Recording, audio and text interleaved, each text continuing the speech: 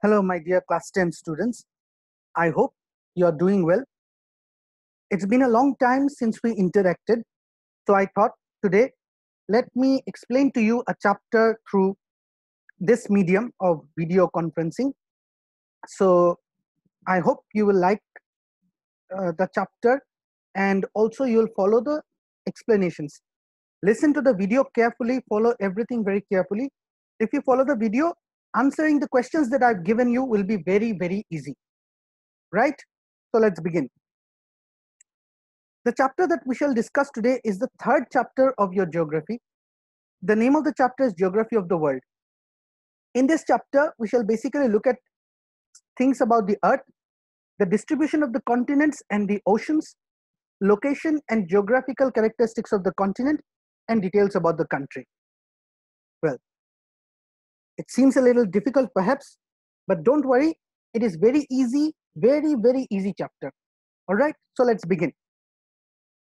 First, let us start with some very basic details about the Earth. The total area of the Earth is 510 million square kilometers. This point, you have to just remember this, 510 million square kilometers. The second point, you've studied it in class 9, land covers 29% or 159 million square kilometers of the total area of the Earth. How much does it cover? Land covers 29% or 149 million square kilometers.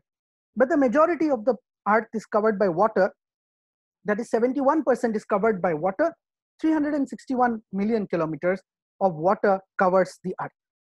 There are 6 main continents in the world: Asia, Africa, Europe, North America, South America, and Australia. How many continents? 6 main continents. Why I've said main continents? Because there is one more continent. I'll tell you about that later. For now, you just remember there are 6 more. Just repeat with me.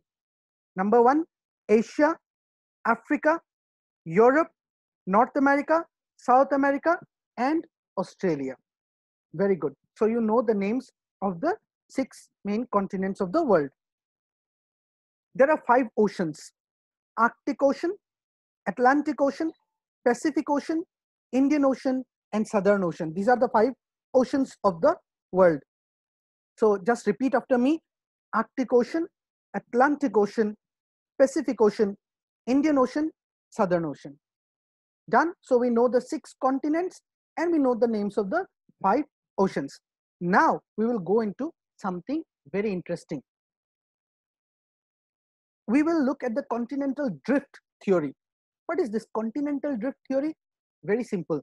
Continental drift theory is a theory that tells you how the world as we know it today was formed. All right. The continental drift theory is a theory that tells us how today's world was made. So today the world looks somewhat like this, doesn't it? It looks somewhat like this. So you see, you can see this pointer, this arrow pointer. See, this is India, this is China, Kazakhstan, Russia. So this part is Asia, this part is Asia. Then you've got Europe here scattered. You've got Africa here. This is South America and this is North America. This is how the world looks like today, and this is Australia. See, this is how the world looks like today. Seen? But this is not how the world was about 300 million years ago. How was the world then? The world was like this, simple. This green portion here is the land mass, and the blue is water. Clear? So instead of having this land scattered like this, the world was like this. All the land was fused together. This landform was known as Pangaea. What was this called? Pangaea.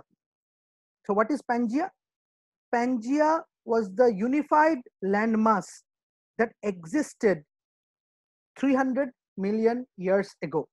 Pangaea was the unified landmass that existed 300 million years ago. And the water or the hydrosphere surrounding the Pangaea was called Panthalassa. What was it called? Panthalassa. So you see, the world 300 million years ago, the world was one whole landmass. The entire world was one whole landmass. This unified landmass was known as Pangaea, and the water or the hydrosphere surrounding the Pangaea was known as Panthalassa. Clear? But as time progressed, as you know, this is your Pangaea and this is your Panthalassa. As time progressed, what happened? Suddenly, this Pangaea divided in the middle like this. Okay, Pangaea was divided in the middle like this. Pangaea broke into two halves, one north and one south half. So what was in the beginning, the world had only one landmass, but now there are two landmasses, you see, 1 and 2. And in between, the hydrosphere has made a long kind of a, is it not long? This long sea that elongated from east to west or from west to east, whatever you call it. Is it not? Now, this sea that was formed between the two portions of the landmass was known as the Tethys Sea. So what is the Tethys Sea? When the Pangaea divided into a north and a south half, a long sea was formed in the middle. This long sea in the middle of the landmass was known as the Tethys Sea. And the northern landmass was known as Angara land or Laurasia, and the southern landmass was known as the Gondwana land. Simple, is it not? Now, what you have to do now is that whatever I have discussed is from these 2 pages of your books, of your book. These 2 pages. This is chapter 3 of your geography, and these 2 pages, whatever I have discussed and whatever questions I have set for you are from these 2 pages of your book. What I want you to do is that after watching the video, if you need, you watch the video again and again for the explanation, and also read these 2 pages only. If you just read these 2 pages only, the first 2 pages of your chapter, you will be able to answer all the questions that I have given you. Thank you very much for watching the video. Study hard and stay safe. Thank you very much.